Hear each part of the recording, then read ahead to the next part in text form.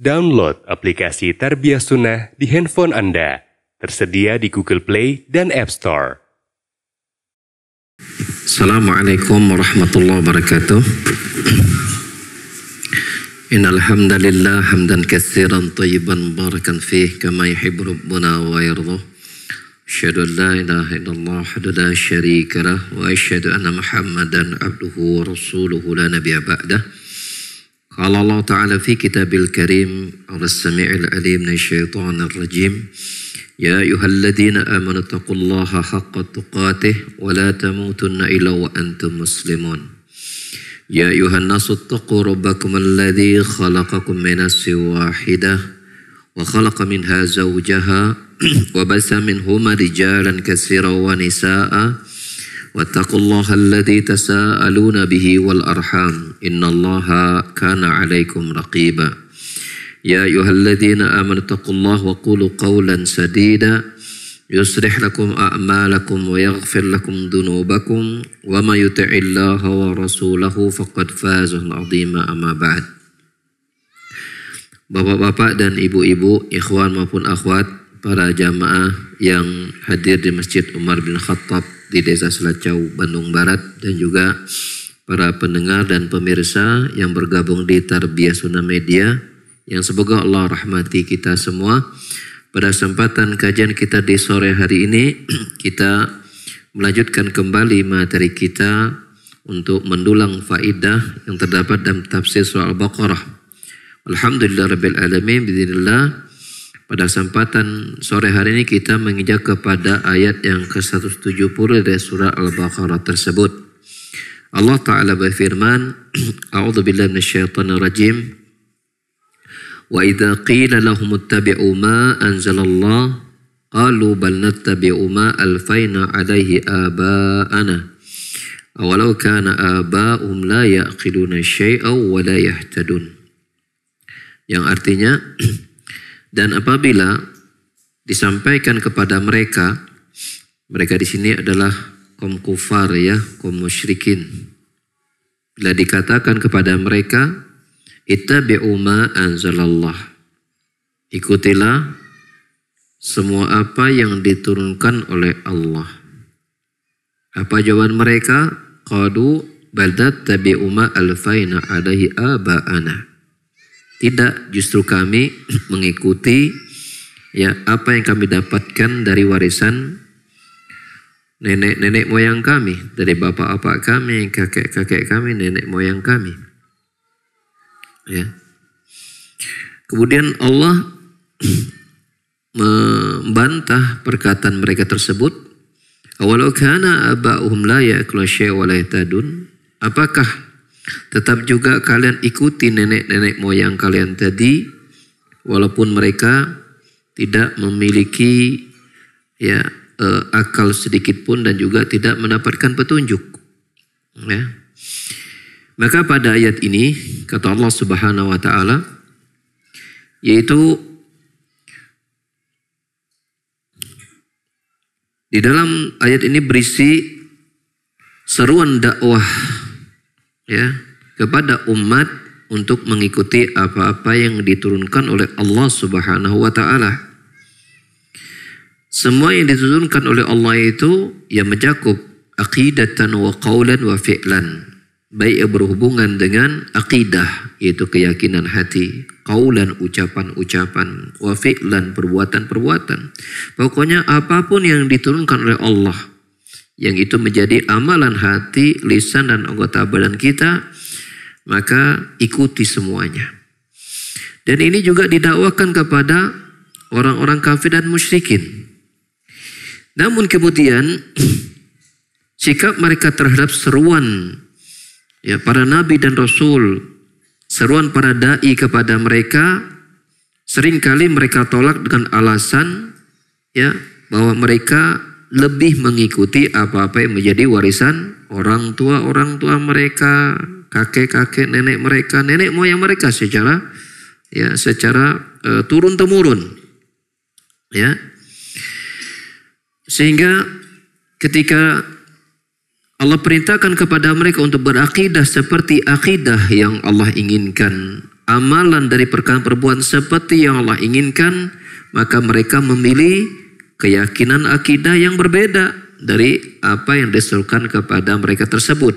Mereka lebih memiliki keyakinan yang sudah ditanamkan dari turun-temurun dari orang tua nenek moyang mereka. Demikian juga perkataan memperbuat yang merupakan amalan-amalan yang mereka atasnamakan itu adalah agama. Ya. Jadi dalam ayat ini Allah Subhanahu wa taala menyebutkan di antara sebab ditinggalkannya agama Allah ini, ya, di antaranya adalah apa? Karena beralasan mengikuti apa? Tradisi nenek moyang.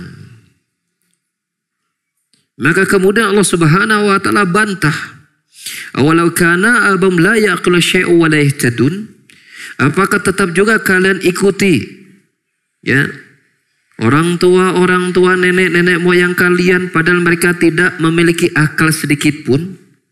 Maksudnya di sini laisal maqsud huna aqlul idrak walakin aqlur rusydi. Bukan maksudnya mereka itu tidak memiliki daya tangkap untuk bisa mengerti ini dan itu. Bukan berarti mereka tidak memiliki kecerdasan untuk bisa paham ini dan itu. Bisa. Ya, buktinya kita dapati nenek moyang itu, ya, itu banyak menguasai ilmu ini, ilmu itu gitu kan. Ilmu tentang pertanian, kelautan, perdagangan, mereka menguasai itu. Ya. Maka disebut dengan zaman jahiliyah sebelum datangnya Islam. Bukan jahiliyah itu artinya jahil, maknanya apa? Tidak memiliki kejeniusan. Kan dulu kita kalau belajar zaman jahiliyah itu zaman kegelapan. Seolah identik itu bukan zaman kemajuan. Orang-orangnya pada bego-bego gitu. Kesannya kan begitu waktu kita belajar di sekolah. Padahal tidak. Orang-orang Arab itu di masa itu dan sampai sekarang secara kita dapati orang-orang memiliki IQ yang bagus-bagus. Di saat ilmu pertanian, kelautan, bahkan ilmu bintang telah mereka kuasai sebelum terbukanya ilmu itu di negeri-negeri yang lain. Ya. Dimaksudkan bahwa mereka tidak memiliki akal di sini yang dikenal dengan zaman jahiliyah sudah datangnya Islam.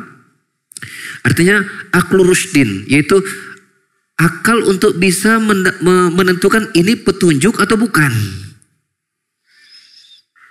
Ya, nah seringkali ya kecerdasan berpikir itu dikesampingkan ketika berhadapan dengan apa? Tradisi nenek moyang. Kalau sudah berbicara tentang apa? Keyakinan, bicara tentang agama, dikesampingkan. Wala yahtadun, bahkan nenek moyang mereka itu tidak mendapatkan petunjuk satupun sekalipun keterangan bahwa ya mereka itu memberikan bimbingan bahwa ini agama dari Allah Subhanahu wa taala, tidak. Ya. Maka di sini Allah Subhanahu wa taala membantah, ya, membungkam pendapat mereka dengan alasan mempertahankan tradisi nenek moyang, lalu kemudian meninggalkan seruan Allah kepada mereka dan mengatakan, tidakkah mereka itu mau menggunakan akal-akal salat mereka di saat ternyata apa-apa yang mereka beragama dengan di situ tidak mendapatkan petunjuk dari Allah Subhanahu wa taala sama sekali. Kenapa itu tidak ya digunakan daya tangkap mereka yang bagus tadi? Dari ayat ini dapatlah kita ambil beberapa faidah. Yang pertama, damut ta'assubi bi ghairi hudan. Celaan terhadap sifat sikap fanatisme, ta'assub, asobiyah. Ya. Tanpa tahu petunjuk dan alasannya. Ya. Fanatik golongan dan seterusnya. Ini dicela oleh Allah Subhanahu wa taala. Padahal mereka tahu bahwasanya ya tadi tradisi yang dilakukan oleh nenek moyang mereka kalau mereka mau saja sedikit menggunakan akal mereka tahu bahwasanya dasar-dasar dari beragama nenek moyang mereka itu betul-betul sulit untuk dipertanggungjawabkan mengatasnamakan apa? Tuhan, Allah dan seterusnya. Faedah yang kedua dari ayat tadi, anna man ta'assaba li madhhabin ma'a mukhalafid dalil fa fi shibhun min haula. Nah, sedikit disinggung oleh Syekh Al-Utsaimin di antara turunan dari masalah ini, ya, juga tercelanya seseorang yang ta'assub kepada mazhab tertentu padahal mazhab itu menyelisihi dalil. Tercela dengan ayat ini. Karena perbuatan seseorang yang ngotot mengikuti pendapat gurunya, mazhabnya, golongannya, ternyata jelas-jelas ada dalil yang menyelisihi dari pendapat mazhab tersebut, maka ini ini menyerupai pola pikir orang-orang zaman jahiliyah. Ya. Benang merahnya apa? Kesamanya apa? Sama-sama fanatik kepada pandangan tertentu. Kalau zaman jahiliyah pandangan nenek moyang, kalau mazhab pandangan mazhabnya. Itu kesamaannya. Ya, sama-sama meninggalkan dalil, sama-sama meninggalkan hujjah dari Allah dan Rasul. Itu kesamaannya. Padahal mestinya wal wajibu anal insan, wal wajib, kata Syekh Utsaimin, wal wajib anal insan idza qila lahu.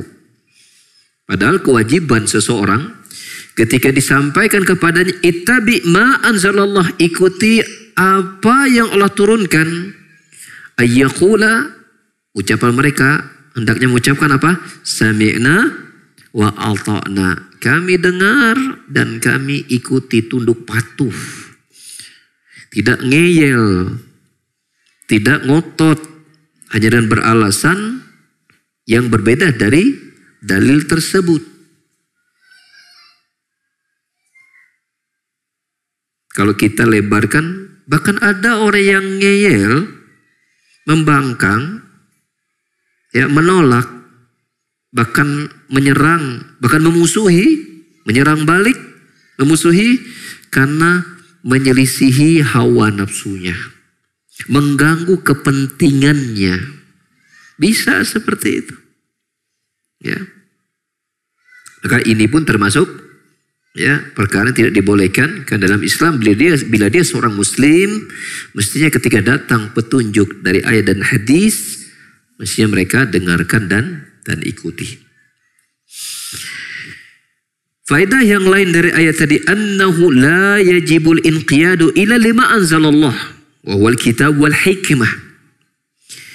Sesungguhnya tidak ada namanya ketundukan, ketaatan, kepatuhan kecuali terhadap semua apa yang Allah turunkan saja. Baik bila itu bersumber dari kitabullah maupun hikmah. Maksudnya apa? Sunnah, hadis-hadis Nabi Sallallahu Alaihi Wasallam. Ya. Bila datang dari keduanya, kita ikuti. Adapun yang lain, maka disesuaikan dari ayat dan hadis. Bila cocok, ikuti. Bila berbeda, tidak kita ikuti. Faedah lainnya dari ayat tadi, bayan inadi haulai mustakbirin alladhina idza qila lahum ittabi'u ma anzalallah qalu bal nattabi'u alfa ala abaduna ayuqimu burhanan ala sihhatih. Ayat tadi menjelaskan pembanggangan orang-orang menyombongkan diri tadi. Ya, yaitu ketika dikatakan kepada mereka ikuti Allah turunkan, jawaban mereka tidak, kami ikuti saja apa yang diwariskan nenek moyang kami. Ya, padahal ya hujah itu tidak ada pada mereka untuk menjelaskan kebenaran. Ya, apa yang diwariskan oleh nenek-nenek moyang mereka. Hanya katanya begini, katanya begini. Mana datanya, mana dalilnya, mana ucapan bahwa ini ada datang dari Allah Subhanahu wa taala, mereka tidak bisa menunjukkan. Kata mereka, da urang mah biasana kieu we urang mah gitu. Ya adalah teuing. Adanya enggak tahu. Pokoknya mah kita mah dari orang tua mengajarkan kita begini, udah orang ikut weh. Nah, begitu. Ya.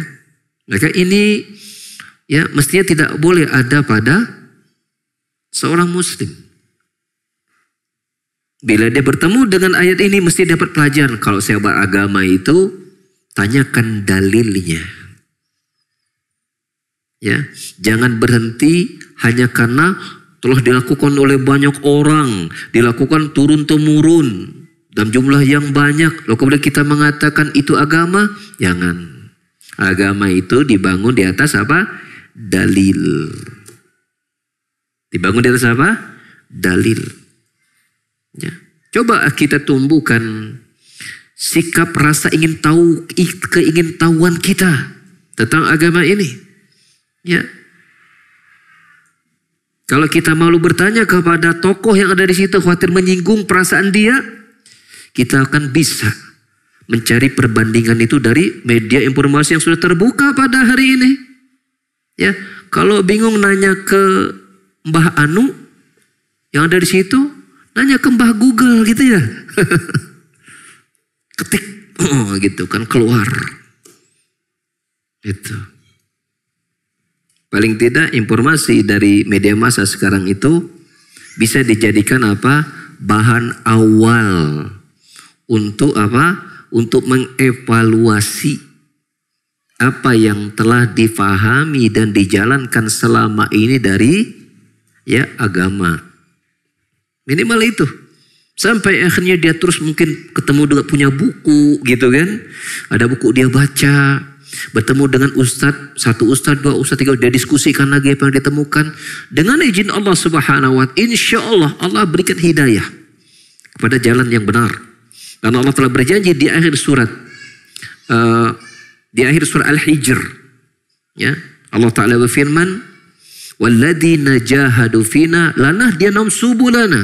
Dan orang-orang yang bersungguh-sungguh untuk mendekatkan diri mereka kepada kami akan tunjukkan jalan yang tersebut kepada mereka. Dengan izin Allah subhanahu wa ta'ala, bila dia jujur, dia ingin cari al-haq, mencari kebenaran. Mungkin kadang dia nyantol dulu ke suatu pemahaman yang keliru, pindah lagi ke nyantol keliru, sampai akhirnya ketika dia terus merasa bahwa dia ingin cari yang hak, di tempat dia nyantol tadi, ya, dia mulai rasakan kok ada yang janggal.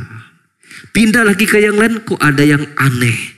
Sampai bertemu, oh iya ternyata jalan sunnah yang benar. Ya, minimal mengikuti tarbiyah sunnah. Lumayan. Ya, dapat pahala kita ada yang ngajak orang kepada sunnah kan? Gitu. Faedah terakhir dari ayat tadi, anna kulla man khalafal haqq wa ma anzalallahu falaysa bi'aqin wa laysa indahu hudan. Sesungguhnya siapapun yang menyelisihi al-haq, ya, menyelisihi apa-apa yang Allah turunkan, bukankah Allah menyebutnya orang itu hakikatnya tidak memiliki akal, tidak memiliki dan tidak berada di atas petunjuk. Jadi Allah jadikan seolah-olah akalnya ada tapi tidak ada. Ada tapi tidak berfungsi dengan benar. Sama dengan gak ada. Contoh kita punya, ente punya mobil, punya mobil mah. Itu, ayo di garasi. Bisa jalan tuh, ente, itu mah di kiloan, itu mah. Bener kan? Mobil ada tapi gak bisa dipakai. Semua udah rusak. Di starter nggak bisa, kunci nage patah, ya, wadah bensin nage bocor, gitu kan? Kabelnya tengtah kemana-mana, kabel ayah mobil mah, tapi bisa jalan. Sama itu mah dengan tidak ada, betul nggak? Kenapa? Dia ada tapi tidak berfungsi secara benar. Demikianlah Allah Subhanahu Wa Taala menyatakan orang-orang yang ya menyelisihi kebenaran yang Allah turunkan kepada mereka, hakikatnya dia tidak memiliki akal. Karena akal itu Allah ciptakan untuk mencari kebenaran. Untuk mengetahui kebenaran. Itu tujuan asal Allah menciptakan akal yang dibedakan dengan makhluk yang lain. Berbeda dengan satu teku akal.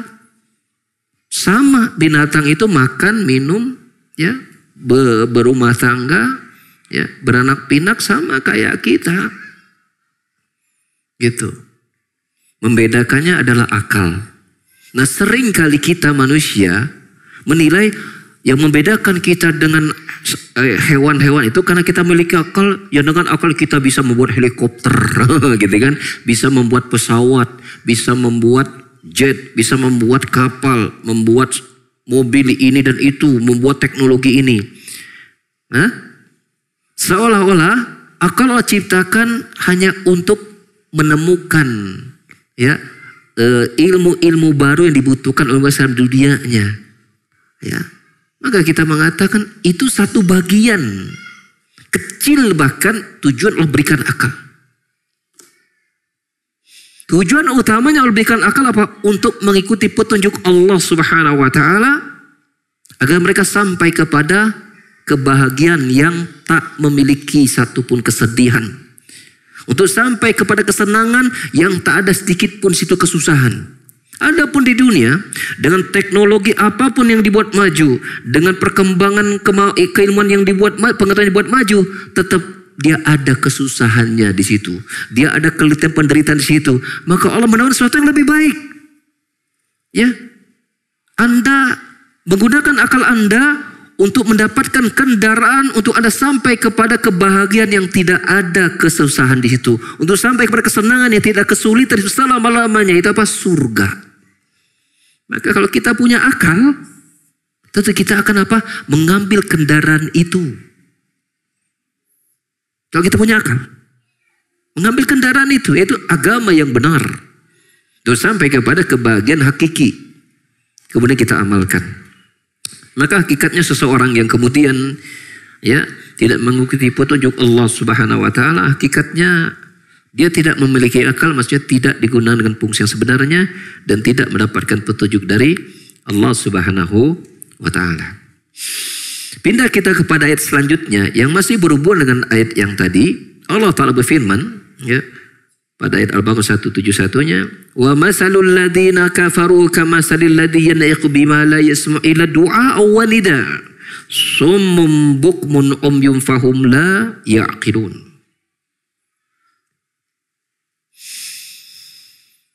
Perumpamaan orang-orang yang kafir itu seperti seorang pengembala yang memanggil gembalaannya.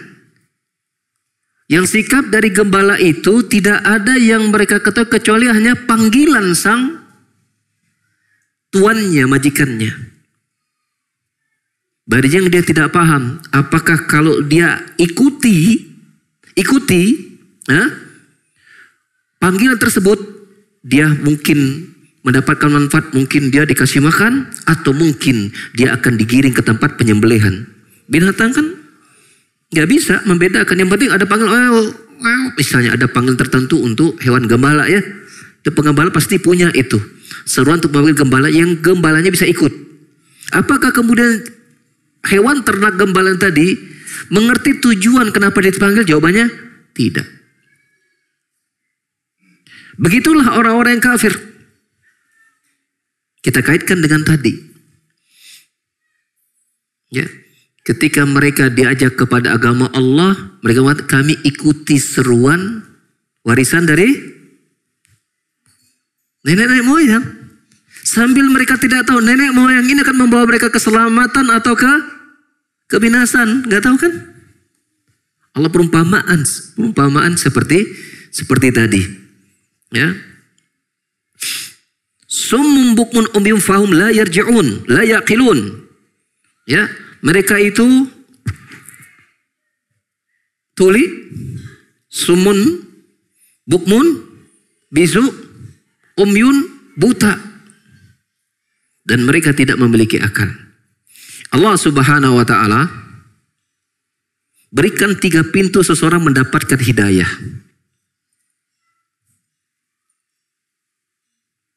Atau bisa berkomunikasi.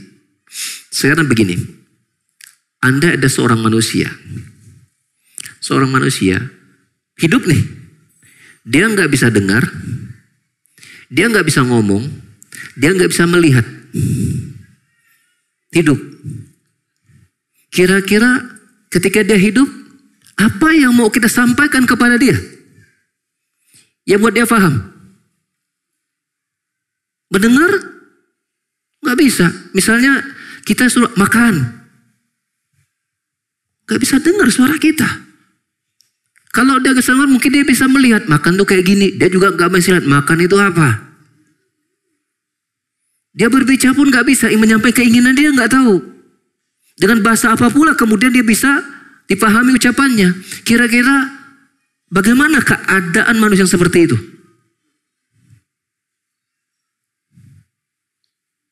Seolah kayak mayat kan? Mayat hidup. Dianya tahu kalau masuk makanan dimakan. Barang yang dimakan mengisi racun atau bukan dia nggak tahu. Kan dia nggak bisa melihat, dia nggak bisa mendengar, dia tidak bisa berbicara. La yaqilun fahum la dan mereka tidak memilih. Itulah perumpamaan.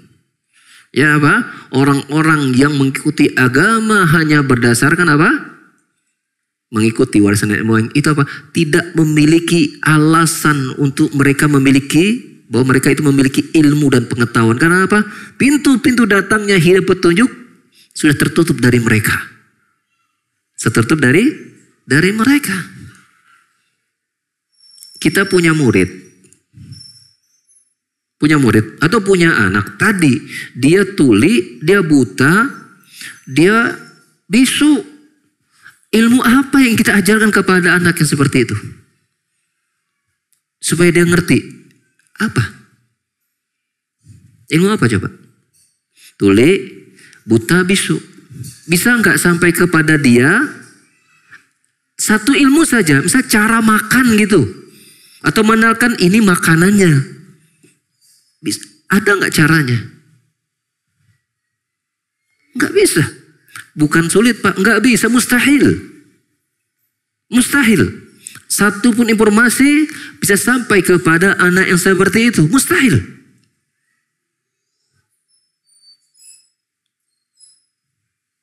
Betul kan? Dia hanya dia hidup dalam dirinya saja. Semua gelap, nggak bisa dengar, ngomong juga nggak bisa.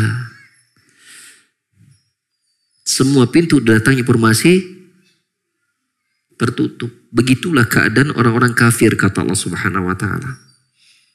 Ya. Mereka itu sudah tidak bisa lagi. Petunjuk masuk itu udah nggak bisa. Karena sudah tertutup semuanya. Ini menunjukkan kepada kita di antara ya sebab sulitnya masuk hidayah pada seseorang ketika dia tidak mau lagi mendengar apa? Semua. Jadi dia sudah menutup semua pintu-pintu masuknya hidayah. Dia udah nggak mau dengar, udah nggak mau lihat, nggak mau mikirkan, nggak mau ajak ngomong, nggak mau nanya, nggak mau diskusi, nggak mau dengar, pokok tutup mata sudah. Ya. Gimana Pak? Iya. Ya. Maka di situ Allah Subhanahu wa taala fahum la yaqilun, hakikatnya mereka ya apa? Tidak memiliki berpikir yang baik. Mestinya kalau seorang berpikir yang baik dia harus menggunakan 3 alat tadi kan mestinya untuk dia mendapatkan sesuatu yang bermanfaat buat dirinya, berupa informasi. Tapi dia tidak gunakan itu semua. Ya. Dari sini ada beberapa faedah yang bisa kita petik. Yang pertama, anna haula fitibai abaim mislu al-bahaim lati tastajibu lin-naqi wa la tasmu ila sautan wadan wanidan la tasmu syai'an naqiluh wa ta'rufu faidatahu wa madarratan mukhalifatahu. Allah sebutkan perumpamaan orang kafir itu seperti seorang pengembala yang memanggil apa? Hewan ternaknya. Yang hewan ternaknya itu apa? Tidak tahu apa yang dia dapat. Seperti itulah orang-orang yang mengikuti ya nenek moyang mereka. Ini kata Allah loh ya. Bukan kata kita ya.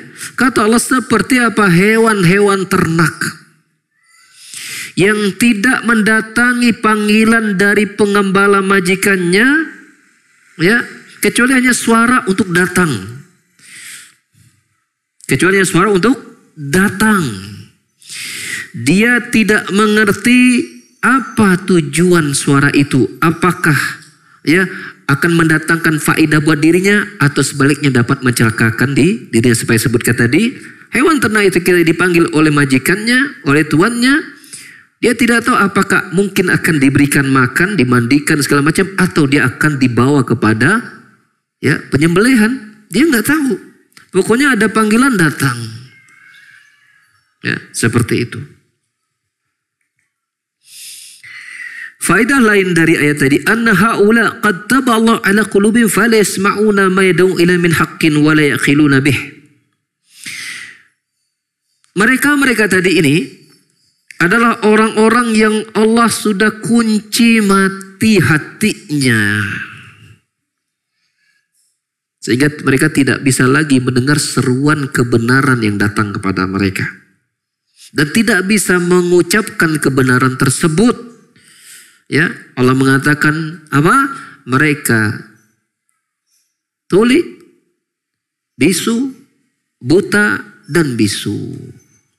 Apa? Sudah Allah kunci mati hatinya. Kalau manusia yang hidup ada seperti itu, maka tidak akan ada satupun informasi petunjuk yang bisa masuk kepada dirinya. Bahkan dalam urusan dunia, betul nggak? Nggak akan bisa, mustahil. Ya. Begitulah perumpamaan orang-orang kafir. Allah telah tutup pintu mati hatinya, sehingga tidak ada lagi ya sebab yang menghantarkan hidayah itu sampai kepada mereka. Kayak tadi dalam perumpamaan kita sebagai manusia, pintu kita mendapat informasi itu melalui pendengaran. Melalui kalau misalnya seorang itu tuli, kalau dia punya mata, dia masih bisa mendapat informasi. Dia bisu, dia masih bisa menggunakan informasi. Kalau ada orang yang tuli, bagaimana cara dia belajar? Melalui isyarat mata, ya kan? Dengan isyarat kalau nunduk, dia ikut. Sama ngomong. Kalau ada orang itu tuli dan buta, dengan cara apa dia informasi? Hah? Dengan cara apa? Tuli sama buta, dapat informasinya bagaimana? Ayo. Tuli sama buta bisa ngomong doang, dapat informasi bagaimana? Meraba. Dengan cara meraba. Kemudian dia apa yang dia raba, dia nanyanya gimana? Kan dia kecil nggak belajar bahasa. Artinya kebayang, kalau seseorang tuli dan buta saja susah dapat informasi, apalagi kok plus bisu. Parah sudah itu, betul nggak? Ya, itulah perumpamaan orang-orang kafir yang Allah telah tutup mati hati mereka. Ya, mestinya sarana yang Allah berikan untuk mendapatkan hidayah itu tidak berfungsi sama sekali. Tidak berfungsi sama sekali.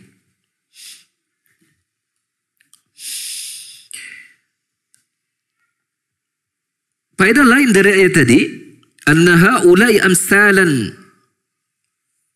yad'auna bid'awal jahiliyah kaulaika alladziina yad'auna ilal qaumiyah. Sesungguhnya ada contoh lain ya, semisal orang-orang ini yang menyeru dengan seruan jahiliyah. Contohnya siapa? Seperti mereka yang mengajak alladzina yad'una ilal qaumiyah, yang mengajak untuk membela kepada kaumnya saja. Ya. Jadi kita sebut dengan nama apa? Fanatik, golongan. Golongan itu mungkin karena satu suku, satu tuur gitunya. Satu suku, satu ur. Gitunya. Berasal dari kampung yang sama. Ya, jadi menilai sesuatu itu dari kesamaan selain agama. Hati-hati. Ya, sehingga kebenaran ditolak. Karena mungkin karena satu golongan anu, golongan dan yang macam-macam. Ya.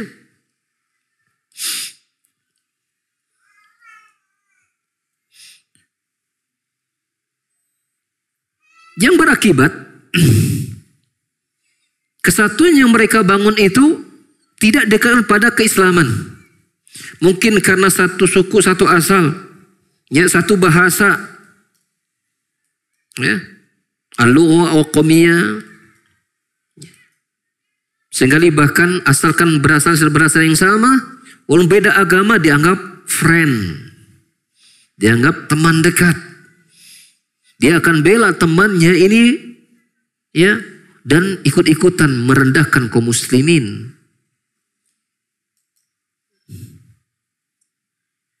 Misalnya karena kesamaan, ya, sama-sama saya berasal dari negeri anu. Pada negeri itu identik misalnya bukan negeri muslim. Padahal dia muslim. Tapi karena berasal dari negeri yang sama, ketika ada orang Islam berbicara tentang keburukan, dia akan mengatakan, wah saya juga orang Islam. Menurut saya ini nggak apa-apa. Nah gitu kan. Dia tolak pandangan Islam, lalu dia mengatakan bahwasanya ini karena ada kesamaan, maka dia bela kesamaan tersebut padahal menyisihi Islam dan kaum muslimin. Ada loh orang-orang yang fanatik begini. Misalnya fanatik hobi tertentu misalnya. Anda ambil contoh misalnya hobi naonnya yang orang sampai fanatik teh. Sepak bola misalnya. Masya Allah. Itu bisa. Walau padahal misalnya dari anggota klubnya itu misalnya bisa jadi, atau klub yang dia bela itu misalnya notabene bukan sepak bola dari negeri Islam. Tapi dia karena sudah fanatik gitu kan. Apapun yang dilakukan oleh ya klub ini, walaupun menjadi syariat, dia mengatakan nggak apa-apa. Nggak apa-apa. Atau misalnya dia hobi dengan ya musik-musik tertentu, gitu kan? Dianggap pemusik terkenal, padahal dari negeri kafir, ya kan? Ketika disampaikan nih kekurangan kelompok ini karena ini segala macam, dibela dengan alasan karena cinta dengan musiknya. Ada nggak yang seperti ini? Ada. Bukan rela membayar jutaan kan untuk ikut hadir di tempat tersebut. Ya. Maka ini pun ya, masuk dalam pengertian hadis ini. Kepada Allah Subhanahu ayat ini, pada Allah Subhanahu telah berkata, innamal mu'minuna ikhwatun. Orang mukmin itu sesama mereka itu bersaudara. Bersaudara. Sehingga jangan sampai ketika praktek dari innamal ikhwatun kata Syekh Utsaimin, hadhihi tadkhul jami'al mu'minin walau min ghairi Arab. Sungguh orang beriman tetap bersaudara, masuk dalam ayat ini adalah semua orang beriman walaupun dia bukan orang Arab. Ya. Dan tidak masuk dalam ayat ini walaupun dia orang Arab. Ya. Kalau bicara tentang orang Arab, Abu Lahab juga orang Arab. Abu Jahal juga orang Arab. Tapi tetap mereka bukan saudara kita. Karena apa? Bukan mukmin. Allah mempersaudarakan manusia itu. Mempersaudarakan. Berdasarkan ini karena keimanan. Innamal mu'minuna ikhwatun. Sungguhnya orang beriman itu bersaudara. Keimananlah yang mempersaudarakan mereka. Sehingga ketika nasab itu memecah keimanan mereka, maka persaudaraan itu ya akan pecah secara otomatis. Sehingganya kita dapati Islam mengatur seperti misalnya apa? Kita tidak boleh mengikut-ikutan pada acara perayaan mereka walaupun betul saudara. Ya. Dan praktek ini kan beberapa sebagian kaum muslimin kurang pas.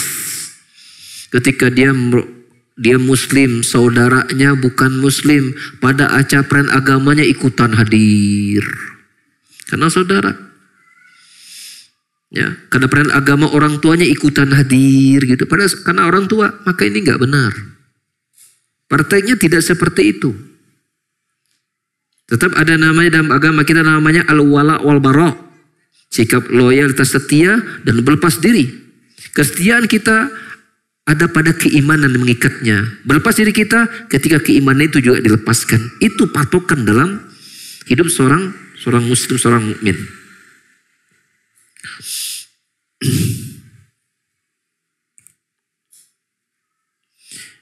Contoh dalam hal ini, Allah penulis nukilkan surat At-Taubah misalnya surat At-Taubah 114.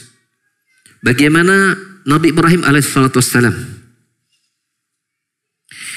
Ya, Nabi Ibrahim itu pernah mendoakan agar Allah mengampuni bapaknya. Tersebut surat At-Taubah 114 ini, wa ma kana istighfar Ibrahim li abi illa an mawaddatin wa'adaha iyyahu. Ya. Tidaklah permohonan ampunan Nabi kepada bapaknya adalah Azar, itu pembuat patung, kecuali karena rasa sayang beliau kepada sang bapak sebagai orang tuanya. Maka dia tetap agar Allah bisa mengampuni orang tuanya. Falamma tabayyana lahu annahu aduwwullah. Namun tatkala Allah tampakkan bahwa hakikatnya bapaknya ini adalah musyrikin kafir, musuh Allah, tabarra minhu, maka Nabi Ibrahim pun berlepas diri dari bapaknya. Ya. Bapaknya wafat, maka Nabi Ibrahim sadar bahwa bapaknya wafat dalam keadaan kemusyrikan, maka Nabi Ibrahim tidak lagi memintakan ampun kepada Allah agar Allah mengampuni bapaknya. Enggak. Selesai sudah. Ya.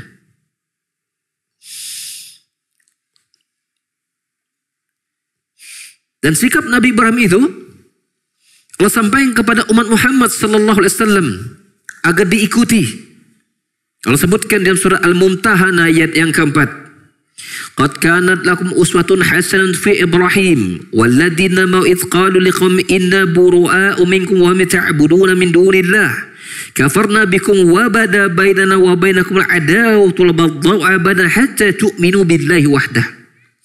Sungguh telah ada pada kalian suri tauladan yang baik pada diri Nabi Ibrahim dan orang-orang yang bersamanya. Jadi Allah telah mengawali Mumtahanah 4 ini untuk melihat bagaimana Nabi Ibrahim dan orang-orang beriman bersamanya itu dalam bersikap. Ya. Apa itu? Dalam ucapan mereka berkata kepada kaumnya, inna bura'u minkum, sungguhnya kami ini berlepas diri dari kalian, orangnya, subjeknya, wa mimma ta'buduna dan juga berlepas diri kepada objeknya, perbuatan-perbuatan kalian. Jadi orang dan perbuatannya. Bukan perbuatannya saja dijauh, tapi orangnya juga dijauhi. Kafarna bikum, kami mengkufuri kalian, wabada bainana. Tidak berhenti sampai di situ. Tidak berhenti sekedar berlepas diri, menyatakan pengingkaran, tapi bahkan apa? Wabada bainana wa bainakul adawatul bawa abadan, dan telah tampak antara kami dan kalian apa? Permusuhan dan kebencian selama-lamanya. Tampak. Hatta tu'minu billahi wahdah. Ya, sampai kalian mau beriman kepada Allah saja. Ya. Jadi memang ketika dakwah tauhid disampaikan, ya, sampai kepada keluarga kita berlepas diri dari misalnya itu keluarga ya, atau masyarakat kita sampaikan kepada mereka dakwah tauhid. Ternyata mereka tetap mengikuti kebiasaan nenek moyang, misal. Ya, terjadi kemudian apa? Perseteruan sengit. Padahal kita sudah berusaha untuk menyampaikan dengan cara yang baik dan santun. Maka itu sebuah sudah ya kenormalan. Begitulah yang terjadi pada diri Nabi Ibrahim. Ibrahim itu kurang lembut apa sama bapaknya. Bapaknya menati pun dia doakan ampun, tapi Allah larang. Di hadapan kaumnya dia punya sikap yang tegas dan jelas terhadap kesyirikan. Disampaikan dengan cara yang bijak. Tapi bahwa ini tauhid, ini syirik itu jelas. Tidak syubhat, tidak abu-abu. Begitulah mestinya. Ketika kita mendakwakan tauhid dan sunnah itu jangan abu-abu. Karena sebagian teman-teman ada yang karena kelemahan ilmu mereka, mental juga tidak berani bersikap untuk menampakkan saya tidak akan mau ikuti. Karena berbeda dengan dakwah Rasul. Ini berbeda dengan sunnah Rasul. Ditampakkan dengan sikap yang jelas. Sebagian teman-teman mungkin abu-abu, ikut dulu, barja nggak pernah bicara dakwah yang hak. Akhirnya apa? Terwarnai. Ya, keluarganya tidak bisa melihat yang sunnah, yang hakiki itu kayak apa. Kenapa? Ikhwan ini abu-abu tadi. Ikut sana, ikut sini. Katanya dakwahnya dan hikmah. Hikmah itu bukan begitu, bro. Hikmah bukan berarti kita tidak punya pemadegannya. Tapi pemadegan punya prinsip dakwah itu. Punya prinsip. Sampaikan dengan cara yang baik. Kita tidak mampu mewarnai, jangan sampai terwarnai. Tunjukkan sikap bahwa kita berlepas diri. Kau tanya, nah tengiringan. Ante we, kunaon teu? Saya lagi belajar agama.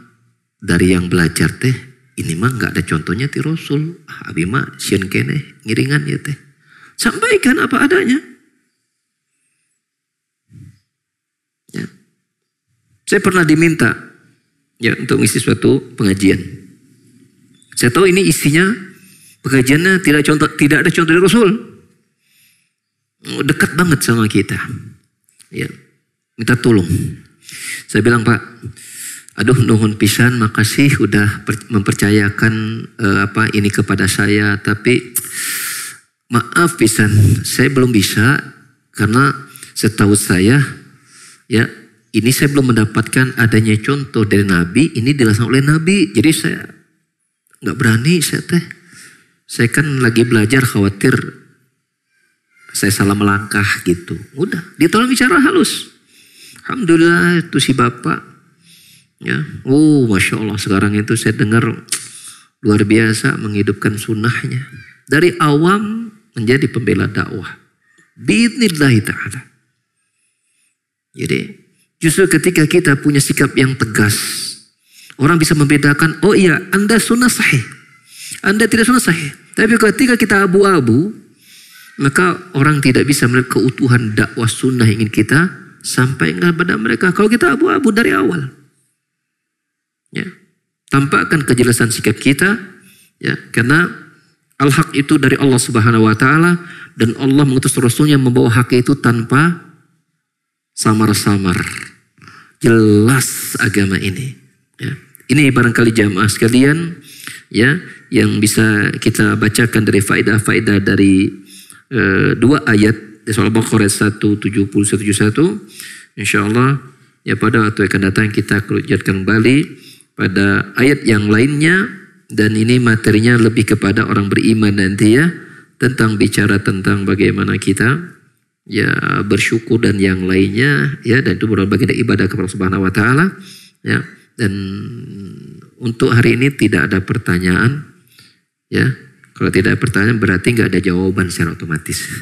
Ya, kita cukupkan dulu ya. Barakallahu fikum jami'an. Subhanakallahumma hamdika asyhadu an la ilaha illa anta astaghfiruka wa atubu ilaik. Wassalamualaikum warahmatullahi wabarakatuh.